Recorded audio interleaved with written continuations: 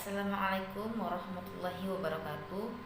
Perkenalkan, saya Nurul Hidayat akan mempresentasikan makalah individu sebagai nilai UAS untuk mata kuliah Seminar Akuntansi Keuangan. Makalah saya berjudul Analisis Dampak Penerapan Pengakuan Pendapatan berdasarkan PSAK 72 pada perusahaan real estate. PSAK 72 ini tentang pendapatan dari kontrak dengan pelanggan yang merupakan adopsi dari IFRS 15 Revenue from Contracts. PSAK 72 berlaku efektif 1 Januari 2019.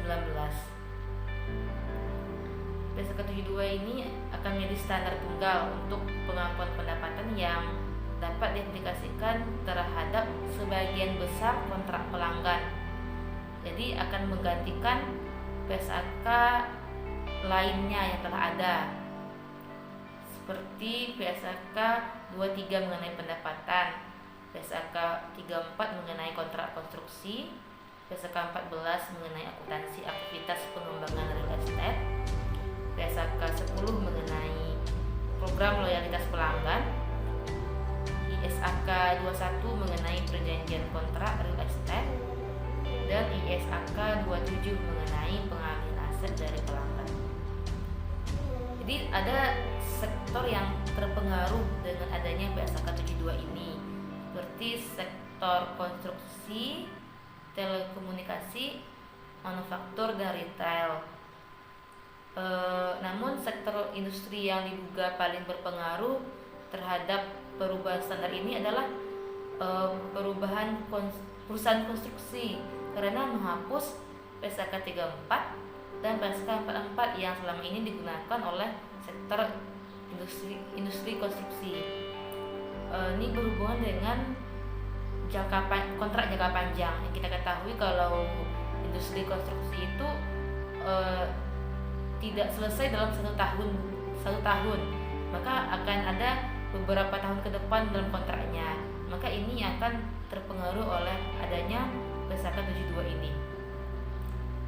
Kemudian menurut IASD, pergantian standar ini akan memberikan dampak cukup besar pada perusahaan yang transaksinya berupa kontrak jangka panjang atau produk gabungan yang biasanya ada pada perusahaan real estate.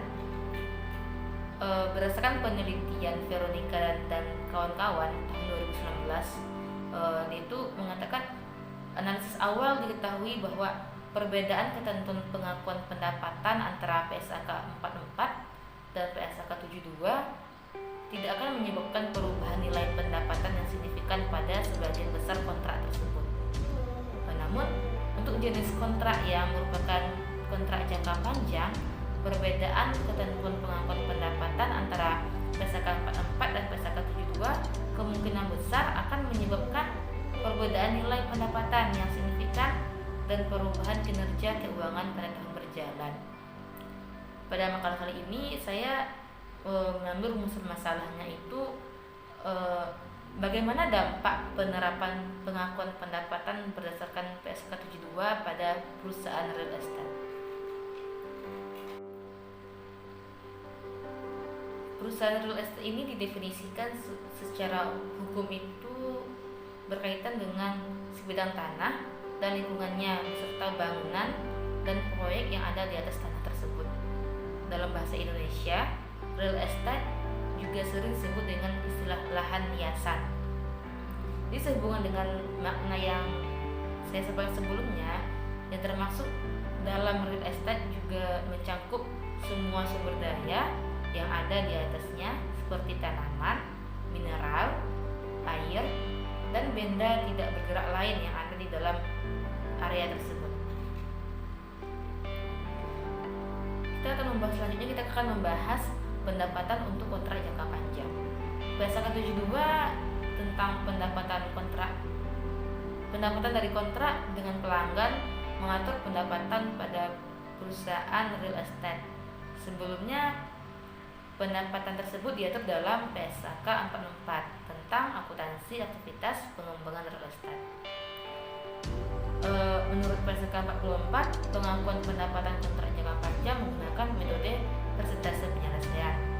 Sedangkan berdasarkan PSK 72, sebelum perusahaan mengakui pendapatan perlu dilakukan 5 tahap.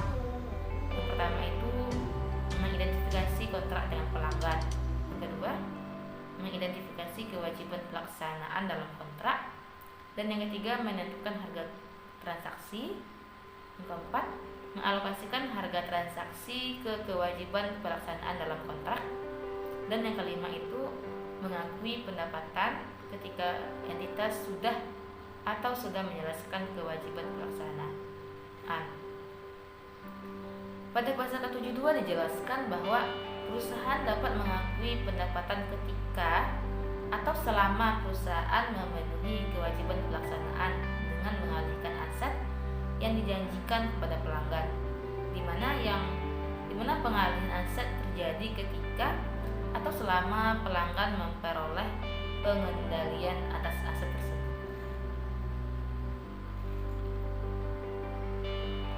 Selanjutnya kita akan membahas mengenai dampak penerapan PSK 72 pada perusahaan real estate. Itu mengenai pengakuan pendapatan. Perusahaan real estate biasanya memiliki kontrak jangka panjang karena dalam penyelesaiannya tidak mungkin 1 tahun selesai, dan biasanya memiliki 2, 3 atau sampai 5 tahun. Nah, pengakuan pendapatan dari kontrak menurut PSK 72 tidak bisa diakui sebelum perpindahan pengendalian atas aset.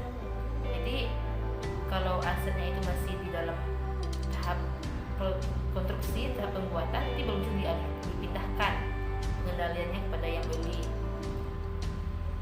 yaitu ketika aset sudah diserahkan kepada pembeli. Hal ini yang membedakan PSK 72 dengan PSK 44. Pada PSK 44, pendapatan bisa diakui berdasarkan metode persentase penyelesaian. Jadi pada PSK 44 ini jika dalam 1 tahun pertama sudah selesai misalnya 30%, maka itu bisa diakui sebagai pendapatan. Namun kalau dalam PSK 72 itu tidak berlaku.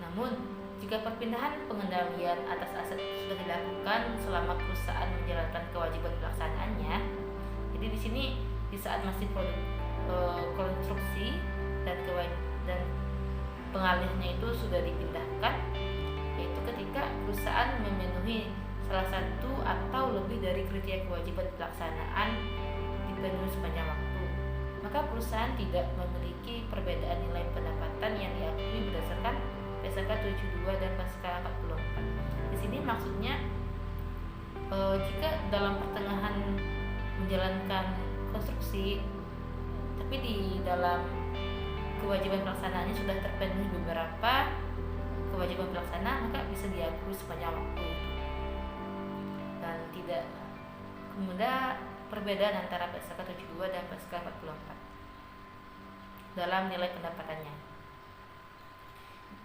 Kemudian di akhir tahun kontrak, yaitu ketika kontrak jangka panjang telah selesai dan kewajiban pelaksanaan yang dipenuhi pada waktu tertentu telah diakui, pada akhir tahun kontrak tersebut pengakuan pendapatan berdasarkan PSK 72 bisa lebih besar dibandingkan dengan pengakuan berdasarkan PSK 44. Nah, ini kan maksudnya di akhir tahun penyelesaian konstruksi, berarti di PSK 72 tuh sudah mengakui pengalihan asetnya, sehingga lebih besar pengakuan pendapatannya. Kenapa? Karena dulu pas awal pembuatan itu belum diakui sebagai pendapatan dan dia hanya diakui pada akhir kontrak. Itu makanya lebih besar pengakuan pendapatan di PSK 72 dibandingkan PSK 44. Selanjutnya kita akan membahas mengenai kinerja keuangan. Dalam kinerja keuangan ini ada 2 penelitian yang saya rujuk. Itu ada penelitian Halim tahun 2020 dan penelitian Veronica dan kawan-kawan tahun 2020.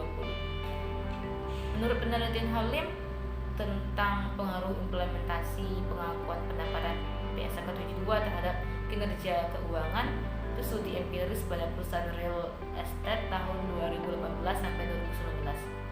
Ditemukan bahwa kinerja keuangan yang tercermin oleh rasio likuiditas menunjukkan pengaruh negatif.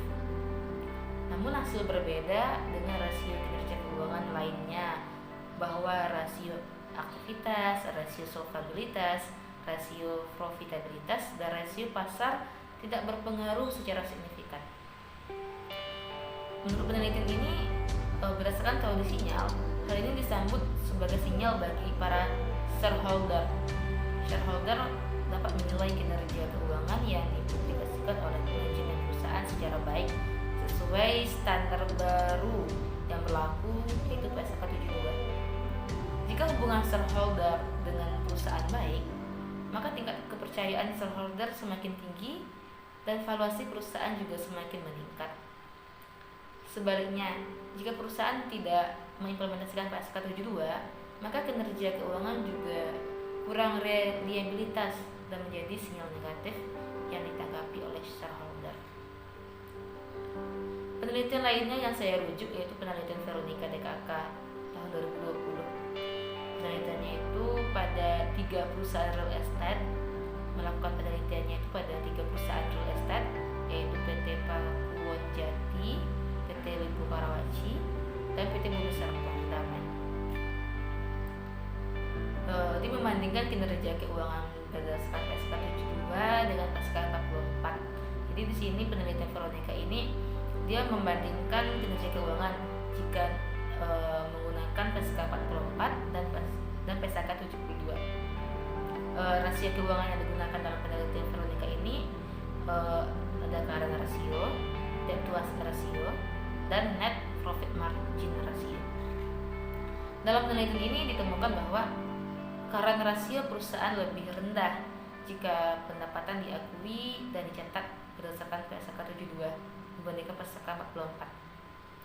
Hal ini terjadi karena nilai kas atau bank perusahaan yang berasal dari pendapatan dari kontrak jangka panjang tidak diakui jika berdasarkan PSK 72. Namun, debt to asset ratio masing-masing perusahaan lebih tinggi jika pendapatan diakui dan dicatat berdasarkan PSK 72 jika dibandingkan berdasarkan PSK 44. Hal ini karena nilai aset perusahaan menjadi lebih kecil jika pendapatan diakui berdasarkan PSK 72.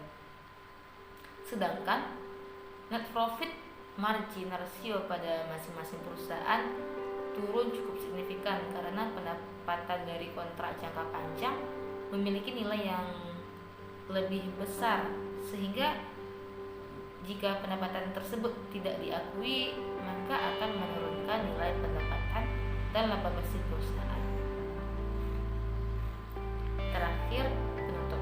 Nah, kesimpulannya, perbedaan ketentuan pengakuan pendapatan berdasarkan PSK 44 dan 72 ini menyebabkan perubahan nilai pendapatan dari kontrak jangka panjang. PSK 72 lebih menggambarkan keadaan yang sebenarnya karena pendapatan diakui ketika perusahaan telah memenuhi kewajiban pelaksanaannya yang ditunjukkan dengan perpindahan kendali atas aset real estate. Dalam makalah ini memiliki keterbatasan karena kurangnya literatur mengenai PSK 72 yang dapat mendukung makalah ini. Hal ini diakibatkan implementasi PSK 72 secara aktif berlaku pada tahun 2020. Terima kasih, sekian.